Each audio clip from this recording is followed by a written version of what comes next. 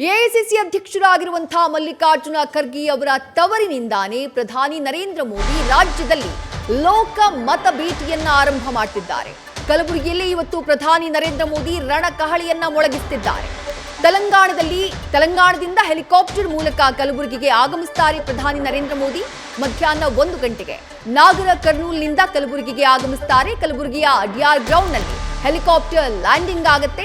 D R ಗ್ರೌಂಡ್ನಿಂದ NV ಕಾಲೇಜಿನವರೆಗೆ ಪ್ರಧಾನಿ Narendra Modi road show ನಡೆಸಲಿದ್ದಾರೆ. ಸುಮಾರು 1 ಕಿಲೋಮೀಟರ್ ರೋಡ್ ಶೋ ನಡೆಸುತ್ತಾರೆ. ಅದಾದ ಬಳಿಕ ಬೃಹತ್ ಸಮಾವೇಶದಲ್ಲಿ ಪ್ರಧಾನಿ ನರೇಂದ್ರ ಮೋದಿ ಭಾಗಿಯಾಗುವವರಿದ್ದಾರೆ.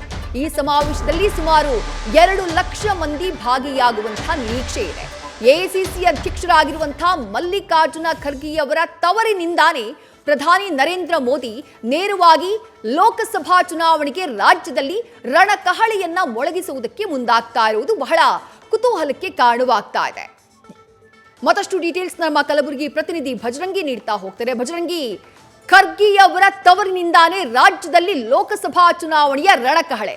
ಕಳೆದ ಚುನಾವಣೆಯಲ್ಲೂ ಕೂಡ ಪ್ರಧಾನಿ ನರೇಂದ್ರ ಮೋದಿ ಅವರು ಮಾಡಿದ್ದನ್ನೇ. ಯಾವ ರೀತಿ ಸಿದ್ಧತೆಗಳಾಗ್ತಾ ಇದೆ, ಜೊತೆಗೆ ಬಿಜೆಪಿ ನಾಯಕರು ಯಾವ ರೀತಿ ಸಿದ್ಧತೆಯನ್ನ ಮಾಡಿಕೊಂಡಿದ್ದಾರೆ? ಭಜರಂಗಿ ವಿದ್ಯಾ, ಖಂಡಿತವಾಗಿ ಕೂಡ ಇವತ್ತು ಲೋಕಸಭೆ ಚುನಾವಣೆಗೆ ದಿನಾಂಕ ಘೋಷಣೆ ಆಗುವಂಥ ಸಾಧ್ಯತೆ ಇದೆ. ಲೋಕಸಭೆ ಚುನಾವಣೆಯ ಮುಹೂರ್ತ ಫಿಕ್ಸ್ ಆಗೋದಕ್ಕಿಂತ ಮುಂಚೆ ಈಗಾಗಲೇ ಬಿಜೆಪಿ ಅಬ್ಬರದ ಪ್ರಚಾರಕ್ಕೆ ಮುಂದಾಗಿದೆ.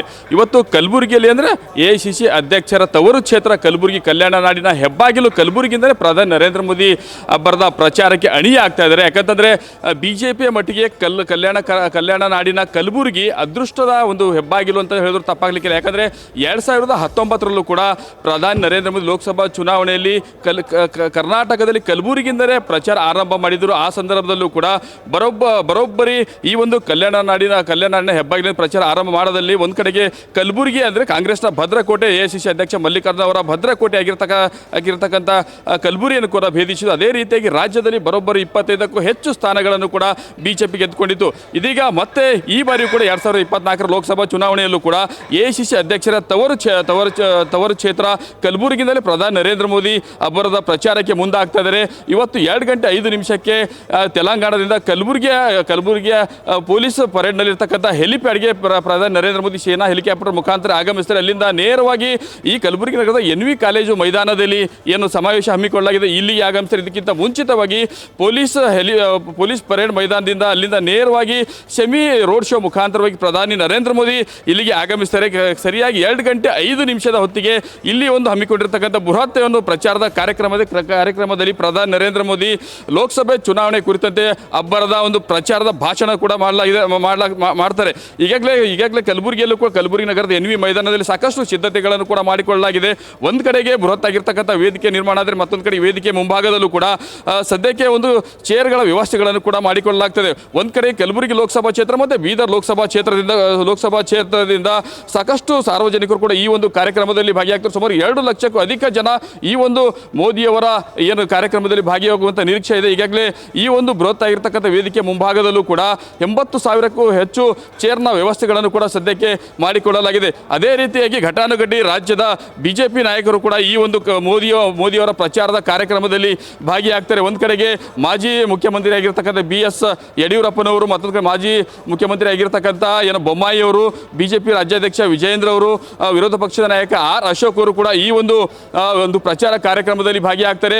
ಈ ಒಂದು ಮೋದಿಯವರ ಅಧ್ಯಕ್ಷತೆ ನಡೀತಾ ಇರುವಂತಹ ಪ್ರಚಾರದ ಒಂದು ಬೃಹತ್ ಒಂದು ಏನು ಪ್ರಚಾರದ ಕಾರ್ಯಕ್ರಮದಲ್ಲಿ ಈ ಒಂದು ಮೋದಿಯವರು ಕಲಬುರಗಿ ಆಗಮಿಸಿರೋದ್ರಿಂದಾಗಿ ಒಂದು ಕಡೆಗೆ ಬಿಜೆಪಿಯ ನಾಯಕರಲ್ಲೂ ಕೂಡ ಸಾಕಷ್ಟು ಬೂಸ್ಟರ್ ಡೋಸ್ ಕೊಟ್ಟಂಗಾಗುತ್ತೆ. ಮತ್ತೆ ಅದೇ ರೀತಿಯಾಗಿ ಕಲಬುರಗಿಯ ಒಂದು ಬಿಜೆಪಿ ಕಾರ್ಯಕರ್ತರಲ್ಲಿ ಸಾಕಷ್ಟು ಒಂದು ಬಲ ತುಂಬಿದಂತಾಗುತ್ತೆ. ಹೀಗಾಗಿ ಕಲ್ಯಾಣ ನಾಡಿನ ಹೆಬ್ಬಾಗಿಲು ಕಲಬುರಗಿ ಅಂದರೆ ಎಐಸಿಸಿ ಅಧ್ಯಕ್ಷರ ತವರು ಕ್ಷೇತ್ರದಿಂದಲೇ ಮತ್ತೊಮ್ಮೆ 2024 ಲೋಕಸಭೆ ಚುನಾವಣೆಯಲ್ಲಿ ಅಬ್ಬರಿಸಿ ಮತ್ತೆ ರಣಕಹಳೆ ಮೊಳಗಿಸಿ ಮತ್ತೆ 3ನೇ ಬಾರಿಗೆ ಹ್ಯಾಟ್ರಿಕ್ ಒಂದು ಅಧಿಕಾರದ ಗದ್ದುಗೆ ಇರೋದಕ್ಕಾಗಿ ಪ್ರಧಾನಿ ನರೇಂದ್ರ ಮೋದಿ ಅವರು ಪ್ಲಾನ್ ಕೂಡ ಮಾಡಿದ್ದಾರೆ. ಅದೇ ರೀತಿಯಾಗಿ ಇವತ್ತು 2 ಗಂಟೆ ಸುಮಾರಿಗೆ ಪ್ರಧಾನಿ ನರೇಂದ್ರ ಮೋದಿ ಇಲ್ಲಿ ಎನ್ವಿ ಮೈದಾನಕ್ಕೆ ಆಗಮಿಸಿ ಇಲ್ಲಿ ಬೃಹತ್ ಹಮ್ಮಿಕೊಂಡಿರ್ತಕ್ಕಂಥ ಕಾರ್ಯಕ್ರಮದಲ್ಲಿ 2024 ಲೋಕಸಭೆ ಚುನಾವಣೆ ಪ್ರಚಾರಕ್ಕೆ ಕರ್ನಾಟಕದಿಂದ ಕಲಬುರಗಿಯಿಂದ ಚಾಲನೆ ಕೂಡ ನೀಡ್ತಾರೆ. ಒಂದು ಕಡೆಗೆ ಈಗಾಗಲೇ ಕಳೆದ ವಿಧಾನಸಭಾ ಚುನಾವಣೆಯಲ್ಲೂ ಕೂಡ ಲೋಕಸಭೆ ಚುನಾವಣೆಯಲ್ಲಿ ಖರ್ಗೆ ಅವರ ಕೋಟೆಯನ್ನು ಬಿಜೆಪಿ ಭೇದಿಸಿತು. ಅದಾದ ನಂತರದಲ್ಲಿ ಕಳೆದ ವಿಧಾನಸಭಾ ಚುನಾವಣೆಯಲ್ಲೂ ಕೂಡ ಮತ್ತೆ ಮತ್ತೆ ಕಾಂಗ್ರೆಸ್ ತನ್ನ ಕ್ಷೇತ್ರಗಳನ್ನು ಕೂಡ ಪಡೆದುಕೊಂಡಿತ್ತು. ಇದೀಗ ಮತ್ತೆ ಲೋಕಸಭಾ ಚುನಾವಣೆಯಲ್ಲೂ ಕೂಡ ಮತ್ತೊಮ್ಮೆ ಎಸಿಸಿ ಅಧ್ಯಕ್ಷ ಮಲ್ಲಿಕಾರ್ಜುನ ಖರ್ಗೆ ಅವರನ್ನ ಇಲ್ಲಿ ಮಣಿಸಿ ಮತ್ತೆ ಅವರಿಗೆ ಟಕ್ಕರ್ ಕೊಡೋದಕ್ಕೂ ಸದ್ಯಕ್ಕೆ ಮುಂದಾಗಿರುವಂಥದ್ದು. ನ್ಯೂಸ್ ಫಸ್ಟ್ ನಿರ್ಭೀತಿಯಿಂದ ನಿಮ್ಮ ಪರವಾಗಿ.